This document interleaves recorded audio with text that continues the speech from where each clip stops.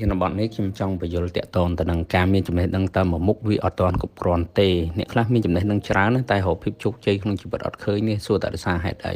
តែពិតវានៅខ្វះពីជំហានបន្ថែមទៀតដើម្បីអាចឈានទៅរកភាពជោគជ័យបានណាចំណេះដឹងមានន័យថាយើងដឹងយើងបានត្រឹមតែដឹងទេតែយើងនៅខ្វះមួយគេហៅថាជំនាញឬភាពប៉ិនប្រសប់មនុស្សជាច្រើនបានត្រឹមតែដឹងតែធ្វើអត់កើតទេចឹងដើម្បីទៅរកភាពជោគជ័យជំហានទី2យើងត្រូវយកចំណេះដឹងរបស់យើងយកទៅអនុវត្តឲ្យបានច្រើនដងរហូតវាคล้ายទៅជាជំនាញអ្នកចេះនិងអ្នកស្ទាត់អត់ដូចគ្នាទេអញ្ចឹងមានតែអ្នកស្ទាត់ទេដែលមានតម្លៃពិតប្រាកដអ្នកដឹងបានត្រឹមតែទ្រឹស្ដីទេទ្រឹស្ដីមិនទាន់អាចយកទៅប្រើប្រាស់បានកើតជាប្រយោជន៍យើងនិយាយពីផលិតផលវិញគេហៅថាអាចត្រឹមតែផលិតផលពាក់កណ្ដាលសម្រាប់វាអត់ទាន់សម្រេចបានទេអញ្ចឹងវាត្រូវការភាពស្ទាត់ជំនាញយកមកអនុវត្តទៅលើរឿងហ្នឹងទៀតបានអាចធ្វើទៅរួចអញ្ចឹងបានគេថាមានអ្នកចេះនិងមានអ្នកជំនាញខ្មែរយើងគេនិយាយថាចេះ10មិនស្មើនឹងប្រសព1គឺក្នុងន័យដូចគ្នាអ្នកខ្លះគាត់ចេះមិនច្រើនទេប៉ុន្តែគាត់ប៉ិនប្រសពគាត់ស្ទាត់ជំនាញដូច Henry Ford គាត់និយាយអញ្ចឹងគាត់ថាចំណេះដឹងទូទៅរបស់គាត់អត់ប្រកែទេប៉ុន្តែបើជំនាញក្នុងការធ្វើរថយន្តជំនាញក្នុងការផលិតម៉ាស៊ីនរថយន្តគឺគាត់ស្ទាត់ជំនាញគាត់ចេះច្រើនជាងបណ្ឌិតដែលរៀនចប់ខាងផ្នែកមេកានិករថយន្តទៀតក៏ចេះដល់គាត់ដែរតាក់ទងនឹងម៉ាស៊ីនអញ្ចឹងអានឹងគេហៅថាភាពប៉ិនប្រសពឬក៏ជំនាញហើយសួរថាបើយើងមានចំណេះដឹងហើយយើងមានភាពប៉ិនប្រសប់នឹងជំនាញតែយើងជោគជ័យអត់នៅតែអត់ទាន់ដែរនៅខ្វះមួយជំហានទៀតជំហានទី3ទៀតជំហានទី3គឺគេអត្តចរិតក្នុងទំនួលខុសត្រូវខ្ញុំជួបមនុស្សខ្លះគឺបានធ្វើតែចំណេះដឹងនេះតែគាត់អត់ជំនាញគាត់អត់ជោគជ័យទេខ្ញុំមើលទៅគឺគាត់ធ្វើអត់កើតទេបានធ្វើតែនិយាយណាឲ្យធ្វើគឺធ្វើអត់ចាញ់ទេមនុស្សប្រភេទទៀតខ្ញុំជួបគាត់គឺគាត់ចេះដឹងច្រើនហើយគាត់ប៉ិនប្រសប់ទៀតតែគាត់ខ្វះអត្តចរិតមួយគឺទំនួលខុសត្រូវការងារមិនដែលធ្វើឲ្យចប់ចំចុះដើមហៅទុកចិត្តមិនបានមនុស្សប្រភេទហ្នឹងក៏អត់ស្ទាត់ដែរខ្ញុំធ្លាប់ត្រូវបានមិនគេថាខ្ញុំគេថាឲ្យបុគ្គលម្នាក់ទៀតណាគេទៅសារឲ្យខ្ញុំអង្គុយស្ដាប់ថាអូគាត់នឹងស្អីក៏ចេះអានេះក៏ធ្វើកើតហើយស្ទាត់ជំនាញប៉ិនប្រសប់ប៉ិនយ៉ាប់តែមួយអត់ទំនួលខុសត្រូវអត់ធ្វើដល់ពេលអញ្ចឹងសូន្យ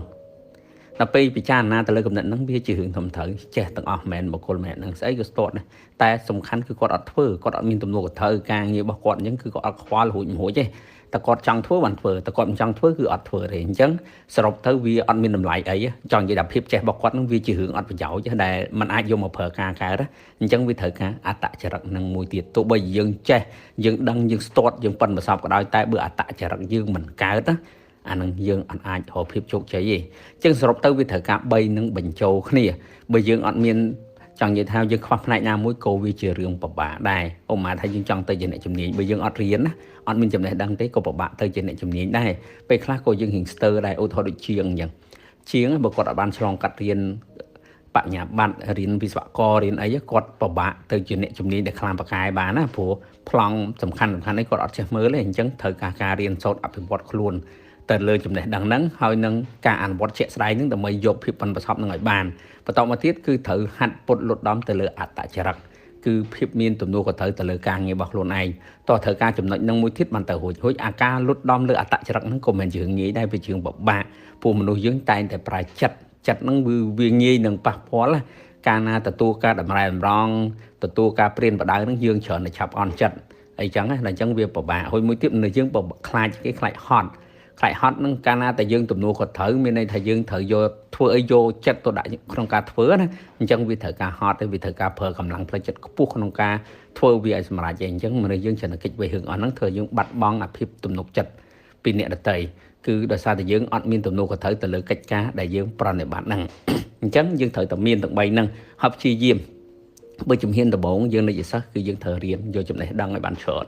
ផុតពីចំណេះដឹងហើយចូលមកដល់អនុវត្តយកភាពស្ទាត់ជំនាញត្រូវផឹងធ្វើឲ្យបានច្រើនបំផុតយកចំណេះដឹងដែលបានរៀនហ្នឹងយកមកអនុវត្តនៅក្នុងការងារហ្នឹងឲ្យបានច្រើនបំផុតជាអតិបរមាដើម្បីយើងមានភាពស្ទាត់ជំនាញនៅក្នុងការងារហ្នឹងបន្តមកទៀតធ្វើជាមនុស្សប្រកបដោយទំនួលខុសត្រូវខ្ពស់នៅក្នុងការងារយើងអញ្ចឹងមានន័យថាគេទុកចិត្តយើងបានណាគេមើលមកគឺទុកចិត្តយើងបានក្នុងការងារអញ្ចឹងវាធ្វើឲ្យយើងនឹងឈានទៅរកភាពជោគជ័យកាលណាគេទុកចិត្តយើងក្នុងការងារទោះបីយើងធ្វើអីថ្ងៃក្រោយយើងធ្វើឲ្យបានថាដំបូងឥឡូវយើងធ្វើបុគ្គលិកក្រុមហ៊ុនថ្ងៃក្រោយយើងធ្វើជាសហគ្រិនក៏គេទុកចិត្តយើងឈប់ធ្វើជាបុគ្គលិកក្រុមហ៊ុនយើងដាក់ពាក្យចូលទៅធ្វើជាមន្ត្រីរាជការក៏នៅតែទទួលការទុកចិត្តដែរមកពីរបៀបរបបនៃការធ្វើការរបស់យើងនឹងធ្វើឲ្យគេទុកចិត្តមកគប់ផ្សំជាមួយនឹងសមត្ថភាពដែលយើងមានណាដែលយើងបានអនុវត្តចូលចិត្តទម្លាប់វឹកហាត់ខ្លួនឯងឲ្យមានភាពស្ទាត់ជំនាញនៅក្នុងការងារអញ្ចឹងវានឹងធ្វើឲ្យយើងឈានទៅរកភាពជោគជ័យនៅក្នុងជីវិតយើងបាទអញ្ចឹងខ្ញុំសង្ឃឹមថាការបកស្រាយខ្លីប៉ុណ្ណឹងអាចជាគំនិតបន្ថែមដល់បងប្អូនយកទៅត្រិះរិះពិចារណាសូមអរគុណ